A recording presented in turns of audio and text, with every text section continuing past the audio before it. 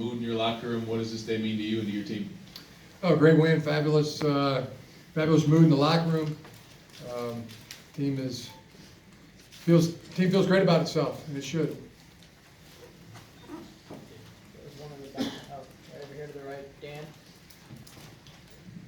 Point there in the third quarter when the rain started coming down, he fumbled and they just tied the game up, and it kind of felt like a lot of the other Michigan State games felt like when Michigan State took control. What did this year's team do to keep things from spiraling out of control? I mean, our team never blinked the entire time. They played hard, they played smart, and from the pregame shenanigans, there was no backing down today by our guys. From then on. On the left-hand side, Chris. Coach, talk about the way you ran the ball today and the job that the offensive line continues to do in the third and fourth quarters. Yeah, it was a tremendous job. I mean, it starts with keeping the ball for 41 minutes. I mean, that's quite an accomplishment, and it's an offensive accomplishment and a defensive accomplishment. Our defense was lights out today, holding an opponent to 91 yards of total offense, and they were 0 for 12 on third down conversions. I mean that's the kind of statistics you dream. That's a dream game. So. And then offensively, I mean, against a highly ranked running defense, I mean, our guys didn't back down. They just kept pounding and got the job done. What do you do when you have to stop a game for an hour? Such a big game that relies on emotion all week long, and then you got to kick it back an hour. Are you prepare for that? Do you have an approach for what you're going to do during that hour when you're with the team? Yeah, we just come in first thing and let them know is how long they have to just get there, relax your mind, and I thought that would be about 45, 50 minutes, and then we'd have 10 minutes to meet back up and with the coaches before we went out. 15 minutes before we went back out, we had a meeting there. All through the time we're doing soft tissue and all that available. To be able to stretch and roll out, but mostly just wanted our guys to, kind of clear the minds for that 45 minutes, and knew what we do when we went back on the field. We had a routine to get limbered back up and got the arms loose and the legs loose, and that was the plan. On the left, on the side there, Will Jones. Jim, you mentioned the pregame shenanigans. What was your thought on that? How it started, how it ended, and how it affected your team? Well, I just heard about it. I didn't see it, but Dave was out there. He saw it, and apparently they were clotheslined. Two of our guys came out in their helmets. Lawrence Marshall they just went up and clotheslined him. Old-fashioned clothesline. Ripped off. One of their guys ripped off Levert's headphones, total bush league. And apparently Coach D'Antonio was 5 yards behind it, all smiling. So I think it's bush league. That's my impression of it. But our guys, they didn't blink. They didn't come here to back down or get intimidated by anybody. So we never have in this game. And guys did what they had to do. Be a happy bus ride home. Jim, do you think those pregame shenanigans served to motivate your team at all?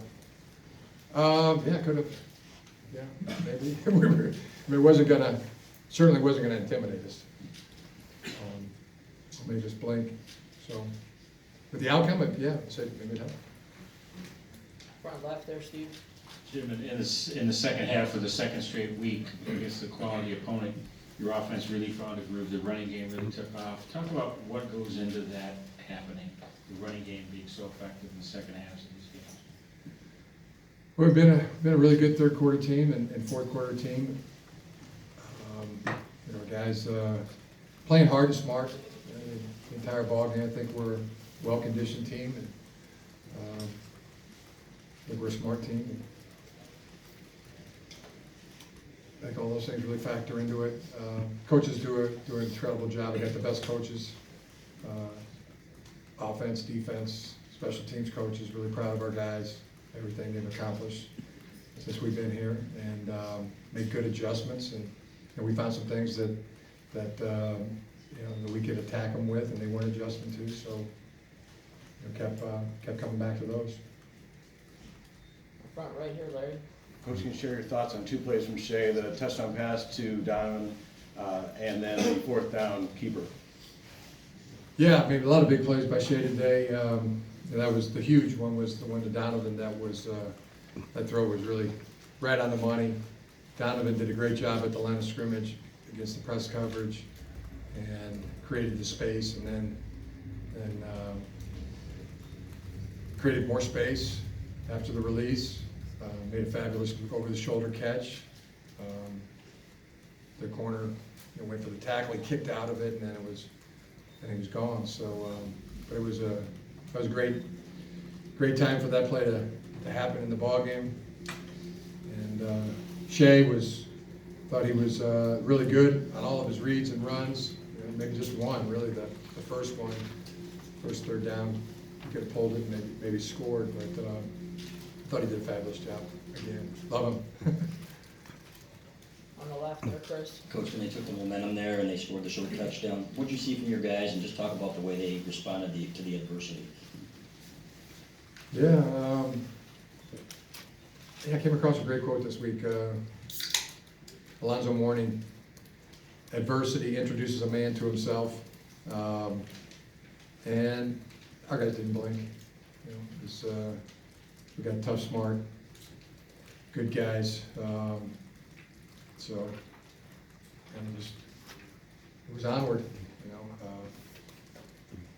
Tough set of circumstances, but came right back and answered. In the front here, Adam. Jim, the team win obviously, but what does this game say about Shea? He's your second quarterback since you've been at Michigan, to his first try to beat Michigan State on the road. Only the handful of Michigan quarterbacks in recent history to beat Michigan State on his first try. What does this game say about Shea Patterson? A lot. I mean, he's a great player. Love him as a competitor. Love his talent. You know, he just keeps amping it up. You know, as the game goes on. I mean, he's I think he embraces all the pressure situations, and you know, just pours it out there on the field. Really pours his heart and soul into playing the game, and just the ultimate respect for him and the way he plays, and who he is, and how he competes. Competes like a maniac. Love it. Got time for about two more. We'll start on the right, Dan. Jim, the tenor of this rivalry since you've gotten here has been fairly respectful and sportsmanlike, and is what you and Coach Danzlino said going into this week. Did that change today with some of the stuff that went on pregame? Yeah, I mean, I didn't think that was real respectful. So, you know my feelings on it. I think it's bush league, and I got really nothing else to say about it. Back left, Wojo. Jim, could you tell, leading up to this week, and then your players expressed how big this win was and how desperately they wanted it. Did you see a different look in their eyes for this game because of how last year went against this team? Oh yeah, it was. Had this one circled for a long time, for a whole year. All right. Thanks, guys. We'll get Coach out of here. We'll bring some more couple more.